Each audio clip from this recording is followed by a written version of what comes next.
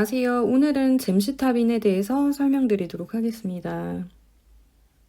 잼시타빈의 상품명, 회사에서 붙여준 약의 이름은 갬빈, 또 갬신, 인퓨잼, 또 일동 잼시타빈 염산염주 등이 있고요. 그래서 환자분들 따라서 나는 잼시빈 맞는데요. 혹은 잼자 맞는데요 하시는데 성분은 모두 잼시타빈으로 동일하다고 보시면 됩니다. 이 약의 국내 허가 적응증은 이제 비소세포 폐암, 또 췌장암, 전이성 방광암, 유방암, 난소암, 담도암 등이 제시가 되고 있고요.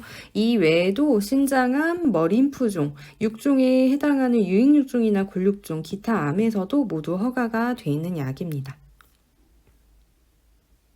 다양한 허가 적응증만큼 용법 용량도 다양하다고 보시면 됩니다. 그래서 간단하게 몇 개만 살펴보면요. 이제 골육종에서 사용하게 되면 잼시타빈을 3주 간격으로 18일차에 한 회에 675에서 900mg/m제곱 투여하게 되고요.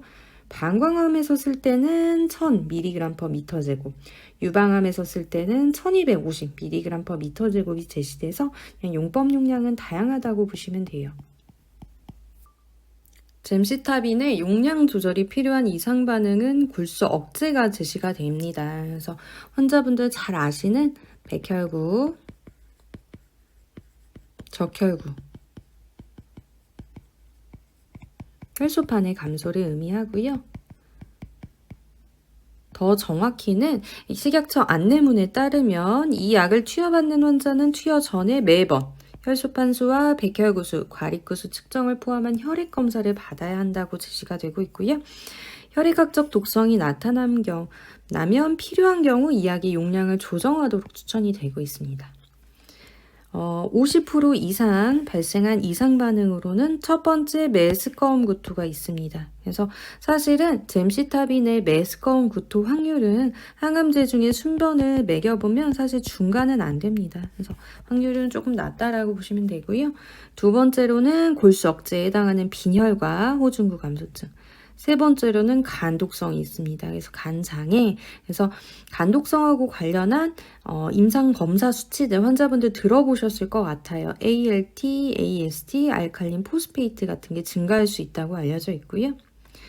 다음으로는 20% 이상 나타난 이상 반응을 살펴볼 건데요. 첫 번째로는 열이 나는 것 발열, 또 두 번째 발진, 피부가 울긋불긋해지는 것들, 그리고 호흡곤란, 또 골수 억제에 해당하는 혈소판 감소증, 그리고 단백뇨와 혈뇨가 있네요. 그래서 소변에 거품 보이는 것. 그리고 이와 더불어서 몸이 붓고 혹은 체중이 느는 것.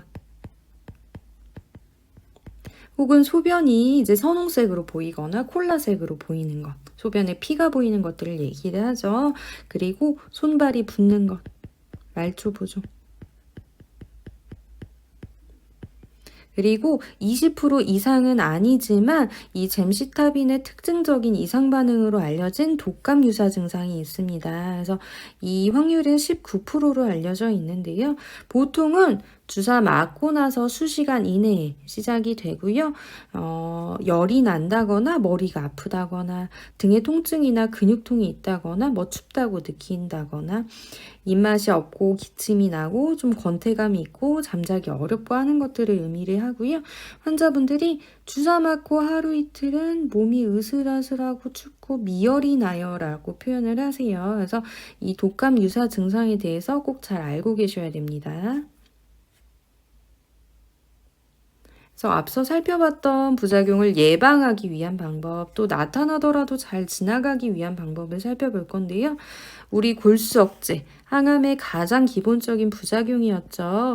그래서 백혈구는 면역하고 관련이 있었어요. 위생관리 철저하게 해주시고 마스크 꼭 잘 써주시고 사람 많은 곳은 가지 않도록 꼭 해주시고요. 또 혈소판은 지혈하고 관련이 있었죠. 항상 다치지 않도록 날카롭고 뾰족한 것도 꼭 조심해 주시고 적혈구는 산소 운반해주는 세포죠. 적혈구 부족하면 많이 피곤하고 늘어질 수 있어요. 무리하지 않도록 꼭 해주시고요. 우리 간독성 관련해서도 골수억제와 마찬가지로 병원 올 때마다 정기적으로 검사하겠지만 환자분도 증상 있을 때 꼭 얘기를 해주셔야 돼요. 이게 뭐 간독성이 특징적인 증상이다라고 볼 수는 없지만 너무 입맛이 없다, 피로감이 심하다, 권태감이 심하다 이런 것도 꼭 얘기해 주시고요. 뭐 손바닥이나 얼굴이 혹은 눈이 노랗게 뜬다거나 오른쪽 윗배가 아프다거나 하는 것도 꼭 얘기를 주셔야 되고요. 피부가 울긋불긋해지고 혹은 가렵고 할 수가 있는데요. 일단 기본적으로 알코올 성분 없는 순한 로션 써주시고요. 알코올 자체가 나쁘다기보다 이게 휘발하면서 조금 자극감이 있을 수 있고요. 피부가 더 건조해질 수도 있어요. 무알콜 로션 같은 거 꼭 써주시고요. 증상 있을 때는 뭐 긁거나 피부 문지르시지 마시고요. 병원에서 이제 뭐 증상 있을 때 쓰세요 하는 약 같은 걸 처방해 주시기도 하거든요. 증상에 맞게 연고 바르시거나 혹은 약 복용해 주시면 되고요. 옷도 평상시에 조금 부드러운 섬유로 된 옷 느슨하게 입어주시고 또 단백뇨나 혈뇨 같은 경우도 증상 있을 때 꼭 선생님께 얘기를 해주세요. 그래서 단백뇨라고 한다면 소변에서 잘 꺼지지 않는 거품이 생긴다. 우리가 소변을 보는 방향이나 이런 거에 따라서 거품이 원래도 생길 수 있는데 거품이 잘 안 사라져요. 혹은 이렇게 물을 내렸는데 거품이 남아있거나 오히려 거품이 많아져요. 이렇게 잘 꺼지지 않는 거품이 생긴다. 또 동시에 몸도 잘 붓는 것 같고 체중이 느는 것 같아요. 이런 거 꼭 선생님께 얘기를 주셔야 되고요. 또 혈뇨라고 한다면 소변에 피가 보이는 거. 그래서 소변이 이제 약간 붉은색 혹은 선홍색이 있다, 콜라색을 보인다, 꼭 얘기 주셔야 되고요. 5번째로는 손발이 붓는 말초 부종이었죠. 그래서 이를 예방하기 위해 꽉 끼는 옷은 꼭 피해 주시고요. 누운 자세에서 베개나 쿠션을 팔다리 아래에 받쳐서 심장보다 높은 상태로 만드는 것도 도움이 된다고 모두 제시가 되고 있고요.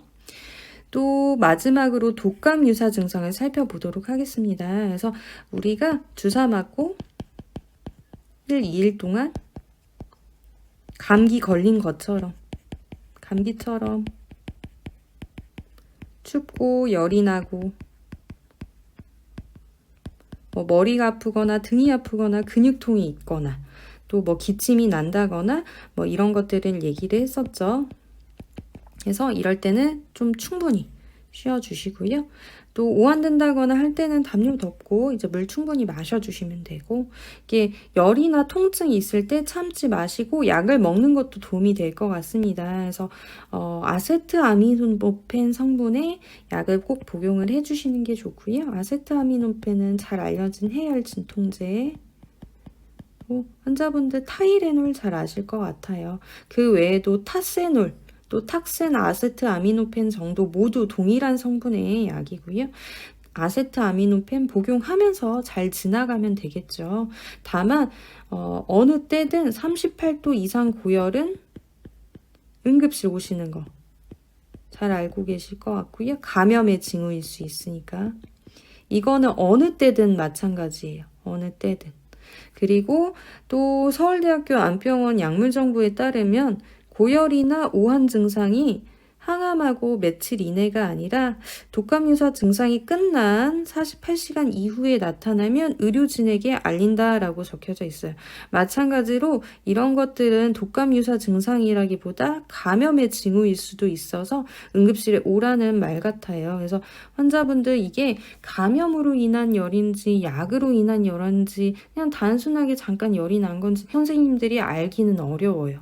그렇지만 시기하고 상관없이 언제든 38도 이상의 고열이 나면 응급실에 가시는 거 잘 알고 있으시라고 제가 믿고 있습니다.